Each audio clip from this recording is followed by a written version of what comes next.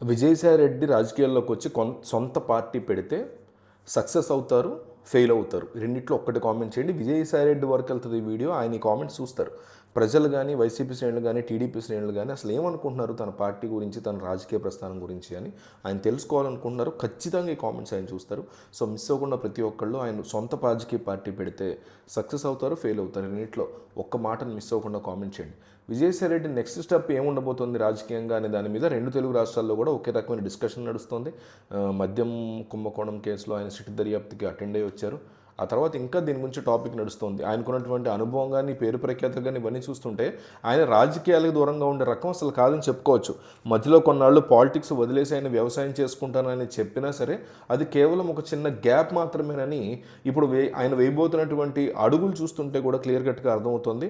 మెయిన్గా ఆయన సొంతంగా ఒక మీడియా ఛానల్ పెట్టాలి అని చాలా గట్టిగా ఫిక్స్ అయినట్టు స్పష్టంగా కనిపిస్తుంది మనకి. అయితే ఈ రోజుల్లో ఒక కొత్త న్యూస్ ఛానల్ పెట్టడం అంటే ఆషామాషి విషయం కాదు. చాలా పెద్ద టాపిక్, పెద్ద డిస్కషన్ అది. కేంద్రం నుంచి పర్మిషన్లు రావడం అనేది చాలా తలనొప్పి వ్యవహారంగా మారిపోయింది. బ్రాడ్కాస్టింగ్ లైసెన్సుల కోసం వందల ఫైళ్ళు ఇప్పటికీ కూడా ఢిల్లీలో పెండింగ్లో ఉండిపోయిన పరిస్థితి ఉంది. దానికి తోడు తెలుగులో ఇప్పటికే మీడియా కాంపిటీషన్ పీక్లో ఉంది. ఇక చూసుకోకర్లా.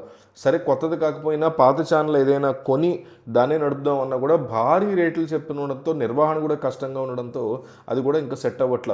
ఒక ప్రొఫెషనల్ టీంని సెట్ చేసుకుని కోట్లాది రూపాయలు ఖర్చు పెట్టడం అనేది పెద్ద టాస్క్ అని చెప్పుకోవచ్చు. ఇది చిన్న విషయం కాదు. ఇక పొలిటికల్గా చూసుకుంటే ఆయన కొత్త పార్టీ పెడతారు అనేటువంటి టాక్ అయితే డెఫినెట్లీ నడుస్తుంది రెండు తెలుగు రాష్ట్రాల్లో. కానీ ఒక పార్టీని పెట్టి గ్రౌండ్ లెవెల్లో రన్ చేయాలంటే మాటలు కాదు, దానికి కోటాను కోట్ల డబ్బు కావాలి, టైం కూడా కావాలి. సో ఆయన బీజేపీ వైపు వెళ్ళేటువంటి ఛాన్సెస్ ఎక్కువగా ఉన్నాయి, ఈ రెండు పక్కన పెట్టి అనే మాటలు వినిపిస్తున్నాయి. ఢిల్లీలో మోడీ, అమిత్ షా వంటి పెద్దలతో ఆయనకి మంచి రిలేషన్షిప్స్ ఉన్నాయి. బయటికి రాజకీయంగా విమర్శలు చేసినా పర్సనల్గా మాత్రం ఆయనకి అందరితో మంచి సంబంధాలు డెఫినెట్గా ఉన్నాయి ఎప్పటి నుంచో. అందుకే ప్రస్తుతానికి సైలెంట్గా ఉంటూ సరైన టైం కోసం వెయిట్ చేస్తున్నట్టుగా మనకు తెలుస్తోంది. అయితే విజయసాయి రెడ్డి తన వ్యూహాన్ని చాలా జాగ్రత్తగా, సైలెంట్గా ప్లాన్ చేస్తున్నట్టు తెలుస్తోంది తెర వెనక.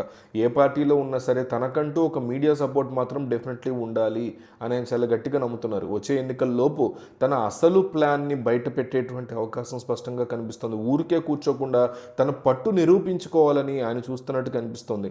ఆయన తీసుకునే నిర్ణయం ఏపీ పాలిటిక్స్లో ఎటువంటి మలుపులు తీసుకుంటుంది ఏంటి అనేది చూడాలి. ఈ విషయంలో మీ అభిప్రాయం ఏంటి అనేది కింద కామెంట్ చేయండి.